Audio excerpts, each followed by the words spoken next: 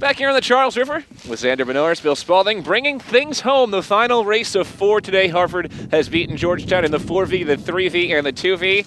And now we go to the main event. The first varsity, the Harvard Crimson, and the Georgetown Hoyas with a win. Harvard goes to 2-1 on the year and 13-3 all-time against Georgetown. With a win for Georgetown, they would move to 2-3 on the season. Well, we've seen Harvard really control the first 3 races of the day. They had to work a little bit harder in that third varsity race coming from behind, but in the 4V and the 2V, got the lead early and just kept on building from there. Yeah, we'll see what Dupuis can do to get these boys off the line. Also trying to work on that start after a close loss to Cornell. Mentioned a lot of movement in the 3V and 2V boats. The 1V boat looks exactly the same as it did in that Friday loss to Cornell, but it was a close loss, just about 3 seconds behind the Big Red, who were ranked second in the country. Charlie Zhang is the coxswain for the Crimson in this first varsity boat. You mentioned Andre Dupuis, just a sophomore. He's the stroke. Junior Jack Kelly sits in seat 7. Senior Sam From, a captain, in seat 6. Sophomore Andre Dempsey in seat 5. Sophomore Jordan Rogers in seat 4. Sophomore Daniel Bridgewater in seat 3. Junior Chris Wales in seat 2, and senior Ian Klein is the bow. But you hear it again, only 2 seniors and a whole lot of sophomores in this first varsity boat for Harvard. Yep, also a young crew, but this is also an experienced crew. You've got Sam From, the captain this year, and Andre Dempsey, Jordan Rogers, and Chris Wales, who were all in the Eastern Sprints winning JV last year, again stroked by Connor Mangan, whose brother, Pete Mangan, is actually also in the Hoyas boat here. He is in seat number 2. The rest of the Hoyas look like this. The coxswain, Lee Mirren, who's done double duty today. She coxswained for the 4V, and she's back out for the 1V. Stroke is a freshman for Georgetown here in their first varsity boat, Theodore Wilk. Freshman Hector Formosa Murios in seat number 7. Seat 6 is senior Thomas Brzezowski. Seat 5, junior Kevin McGowan. In seat 4, Luke Priolo. In seat 3, Paul Red. You mentioned it, another Mangan, senior Peter Mangan in seat number 2, and the bow is Artem Hayda for the Hoyas, who yesterday beat MIT, lost to Yale on this same course. Yeah, so Pete and William Mangan just locking down the 2 seats of their respective boats. And a quick correction, in the stroke seat of the Georgetown boat is Theo Astrupvik. This is Nico Astrupvik's younger brother. He hails from Norway. Nico was the stroke man of the JV and varsity boats for several years for the Harvard varsity lightweights. Nico got a second place at the IRA in the stroke position his junior year. Appreciate your Norwegian pronunciation there for Theo Vik in that stroke seat. Again, a freshman for the Hoyas. Georgetown 1-3 on this season. Harvard 1-1. Again, beat Penn, lost to Cornell on Cayuga Lake up in Ithaca on Friday. Looking to pick up a second win of the weekend here on a day where the conditions have held maybe better than we would have thought an hour ago when we started. Headwind, a little bit choppy, but it stayed consistent. It did not get any worse as the day went on. Yeah, thankfully so. Just saw Harvard's JV boat throw down a time of about 6:20 into that headwind. See if the 1V can go a bit lower here today.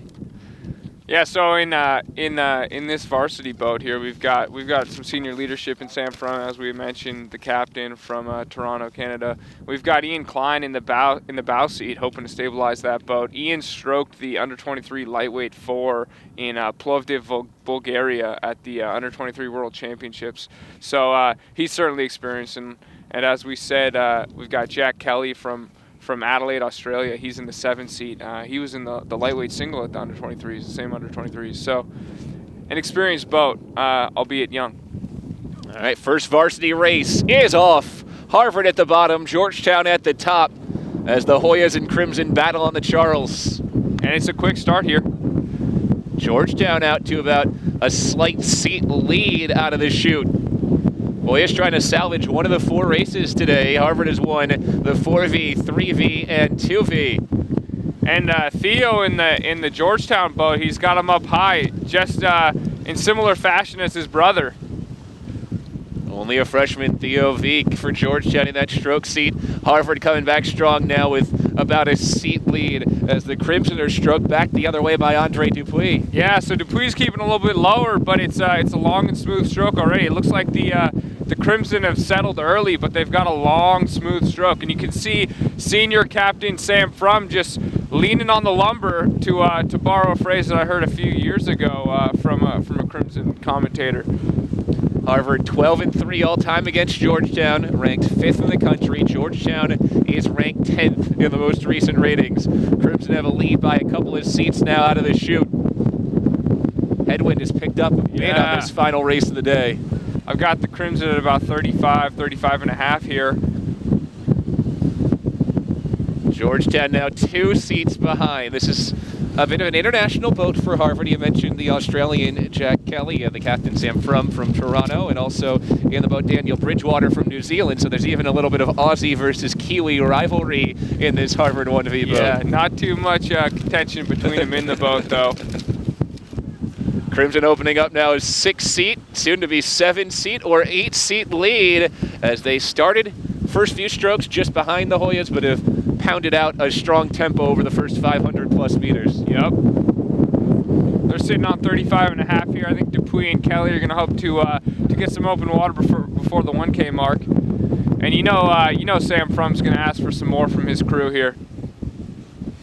And at this point now, you can look back and see where the Georgetown boat is, just off to the right, with Harvard out in front, all 8 seats ahead of the Hoyas. Yeah, and Charlie Chip Zhang here, he's asking for more from his crew. They're just getting a little bit of open water here.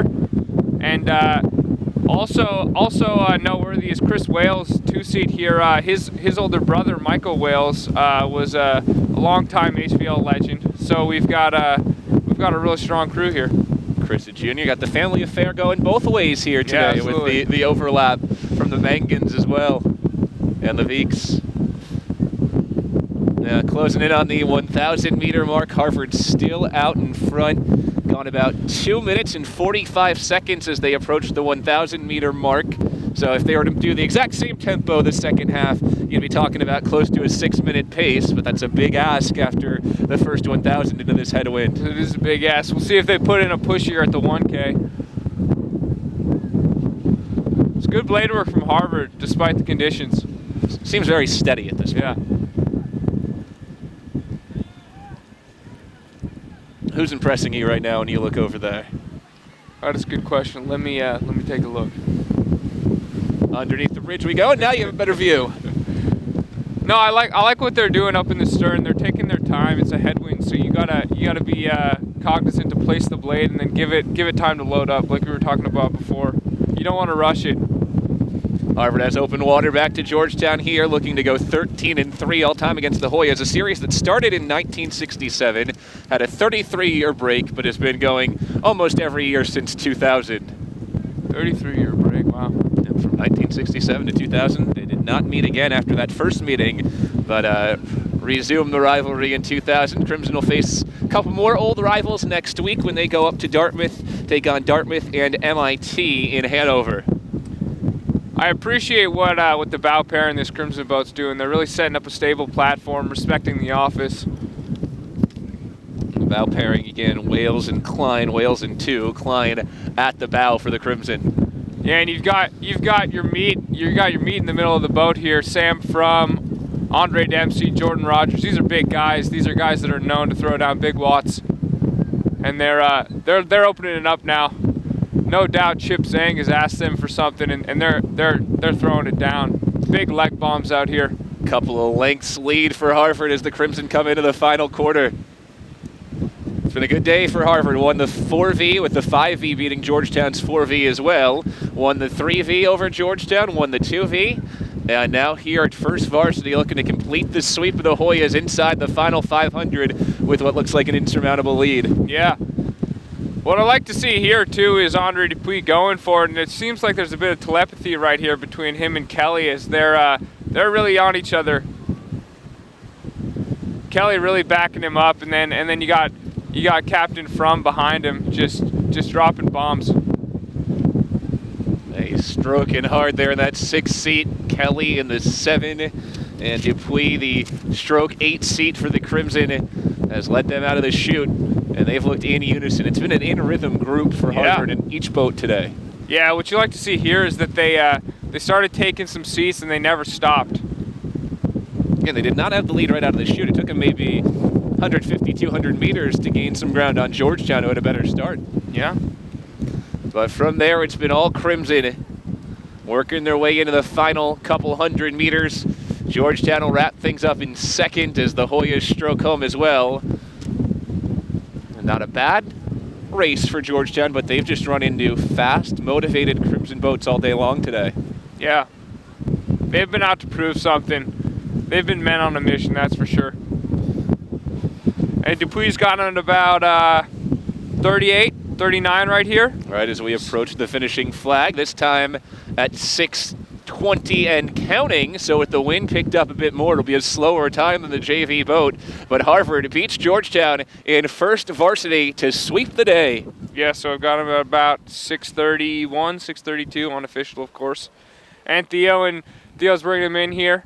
And it was an impressive race by them as well. Hoyas come in about 8 seconds or so behind unofficially. So Harvard moves to 2-1 on the season with this sweep today against Georgetown. Georgetown falls to 1-3 on the year. Xander, it's been great having you. Final takeaways on what you saw today for Harvard. Yeah, just great racing on the whole. It's obviously tough to come off of a narrow defeat from the Big Red, but I think that the Crimson did a great job of bouncing back, and you can tell that they're hungry. All right. Well, Harvard moves to 2-1 on the season. Georgetown falls to 1-3. It's a clean sweep for the Crimson today from the banks of the Charles River. To watch a replay of this race or any other on-demand content, you can find it at ivyleaguedigitalnetwork.com on your desktop or mobile device. This has been a presentation of the Ivy League Digital Network.